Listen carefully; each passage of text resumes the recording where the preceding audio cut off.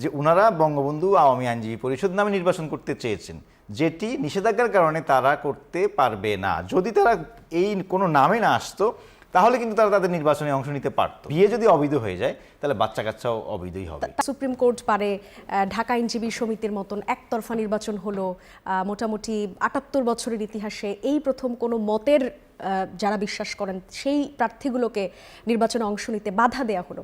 আপনার কাছে প্রশ্ন হচ্ছে যে আইনজীবী সমিতি একটা পেশাজীবী সংগঠন, ঠিক আছে, ছোট বড় রাজনৈতিক দলের অনেক পরিচয় সবার সামনে আসে, কোনো আইনজীবীর রাজনৈতিক মতাদর্শ যদি থাকেও পেশাজীবী সংগঠনের ক্ষেত্রে তাদের নির্বাচনে আসলে অংশ নেওয়া থেকে বিরত রাখা যায় কিনা একটু শুনতে চাই। ঢাকা আইনজীবী সমিতি এবং সুপ্রিম কোর্ট আইনজীবী সমিতিতে তাদেরকে নির্বাচন করতে দেওয়া হয়নি। আপনার নিশ্চয়ই মনে আছে যে আওয়ামী লীগ যখন নিষিদ্ধ হলো, আপনার ইন্টারিম গভর্নমেন্ট যখন নিষিদ্ধ করলো, তারপরে যখন বিএনপি নেতৃত্বে সরকার গঠন করলো, তখন কিন্তু আপনার নিয়ম আছে যে 30 দিনের মধ্যে বিলগুলো আইন আকারে পাশ হতে হবে।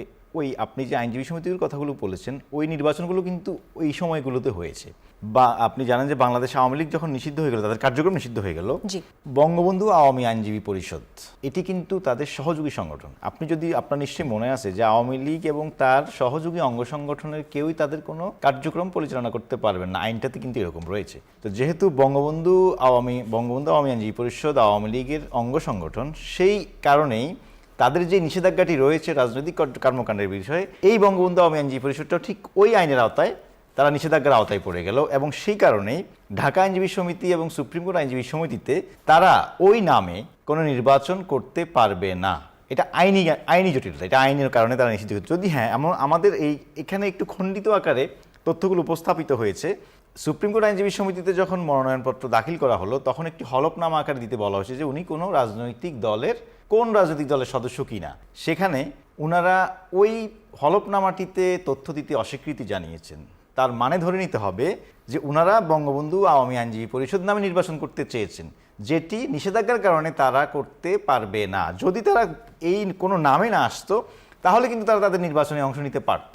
যেহেতু তারা নির্বাচনে অংশ নিতে না পারে শুধুমাত্র রাজনৈতিক বিতর্ক সৃষ্টি করার উদ্দেশ্যে এই কাজটি তারা করেছে। এবং আপনারা দেখবেন যে মিডিয়াতে ফলাও করে ছাপানো হচ্ছে যে এই প্রথম ৭৭ বছর ইতিহাসে সুপ্রিম কোর্ট আইনজীবী সমিতির সেই নির্বাচন। দেখুন, আগে তো এইরকম কোনো প্রেক্ষাপট তৈরি হয়নি।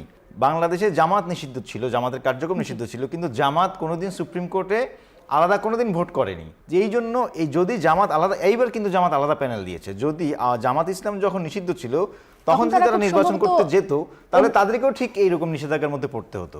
যার কারণে আমাদের বাংলাদেশের সাধারণ মানুষের মধ্যে একটি প্রশ্ন রয়েছে, বা সাধারণ যারা আইনজীবী কোনো দল করে না তাদের মধ্যেও আসলে একটু সন্দেহ। এই জন্য এটি ক্লিয়ার করতে হবে যে আপনি যখন আইন দেন, আপনার মাদার সংগঠন যখন নিষিদ্ধ হয়ে গেল, অটোমেটিক্যালি আপনার সহযোগী সংগঠনগুলো অটোমেটিক্যালি নিষিদ্ধ হয়ে গেল।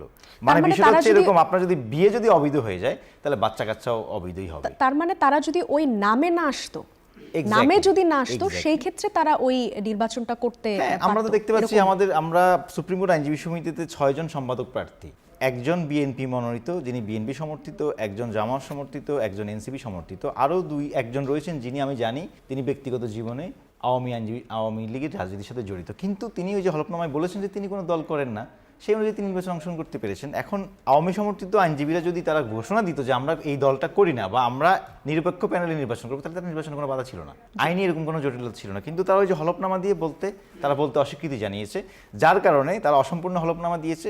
তাদের ওই মনোনয়নপত্রগুলো নির্বাচন কমিশন যে রয়েছে সুপ্রিম কোর্ট আইনজীবী সমিতির, সেই নির্বাচন কমিশন সাব কমিটি তারা সেটি বাতিল করে দিয়েছে।